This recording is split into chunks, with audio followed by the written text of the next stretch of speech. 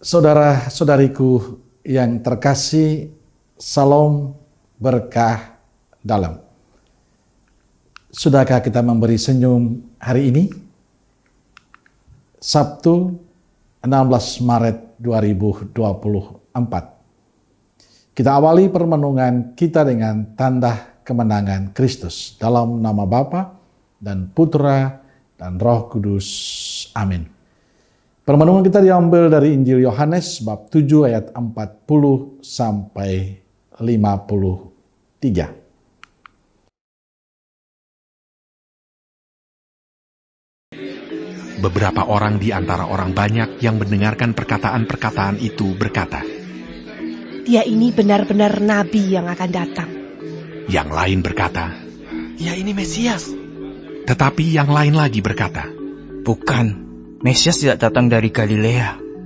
Karena kitab suci mengatakan bahwa Mesias berasal dari keturunan Daud dan dari kampung Bethlehem, tempat Daud dahulu tinggal." Maka timbullah pertentangan di antara orang banyak karena dia. Beberapa orang di antara mereka mau menangkap dia, tetapi tidak ada seorang pun yang berani menyentuhnya. Maka penjaga-penjaga itu pergi kepada imam-imam kepala dan orang-orang Farisi yang berkata kepada mereka, "Mengapa kamu tidak membawanya?" Jawab penjaga-penjaga itu, "Belum pernah seorang manusia berkata seperti orang itu." Jawab orang-orang Farisi itu kepada mereka, "Adakah kamu juga disesatkan? Adakah seorang di antara pemimpin-pemimpin yang percaya kepadanya? Atau seorang di antara orang-orang Farisi? Tetapi orang banyak ini yang tidak mengenal hukum Taurat, terkutuklah mereka." Nikodemus, seorang dari mereka yang dahulu telah datang kepadanya, berkata kepada mereka, "Apakah hukum Taurat kita menghukum seseorang sebelum ia didengar dan sebelum orang mengetahui apa yang telah dibuatnya?" Jawab mereka, "Apakah engkau juga orang Galilea? Selidikilah kitab suci, dan engkau akan tahu bahwa tidak ada nabi yang datang dari Galilea." Lalu mereka pulang, masing-masing ke rumahnya. Saudaraku terkasih, Yesus pribadi yang sangat istimewa, menarik perhatian banyak orang, seorang pribadi yang sangat dikagumi. Semua yang dilakukannya menjadi daya tarik bagi banyak orang. Namun sayangnya, banyak juga yang belum beriman kepadanya. Tapi juga banyak yang menjadi tersinggung dengan karya dan pelayanan Yesus, sehingga mereka dengan mudah menghakimi Yesus, bahkan mau menangkap dan membunuhnya. Di tengah keinginan banyak orang ingin menangkap dan mau membunuhnya, hadir seorang yang membelanya, yakni Nikodemus. Nikodemus seorang dari bangsa Yahudi yang pernah datang bertemu Yesus. Ia mengatakan kepada orang banyak itu, "Apakah hukum Taurat kita menghukum seseorang sebelum ia didengar dan sebelum orang mengetahui apa yang telah dibuatnya?"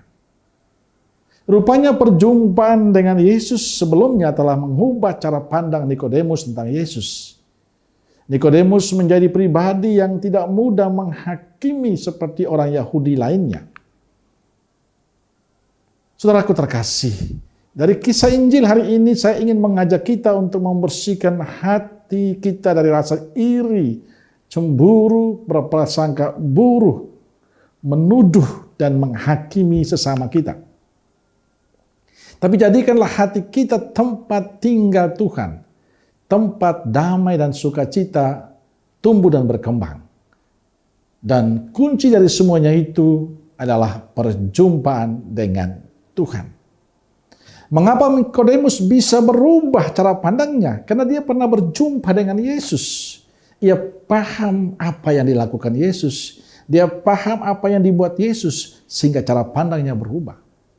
Dan saya meyakini dikala kita berjumpa dengan Tuhan, berusaha menemui Tuhan setiap saat, hidup kita akan menjadi berkat bagi sesama. Perjumpaan dengan Tuhan menjadi kunci bagi kita, supaya hati kita pikiran kita jangan dikuasai iri hati, kecemburuan, dendam, serakah, dan masih banyak hal lain negatif yang membuat kita semakin jauh dari Tuhan. Maka pesan saya di masa Prapaskah ini, teruslah menemui Tuhan, berjumpalah dengan Tuhan. Karena dengan demikian hidup kita akan senantiasa diberkatinya. Amin.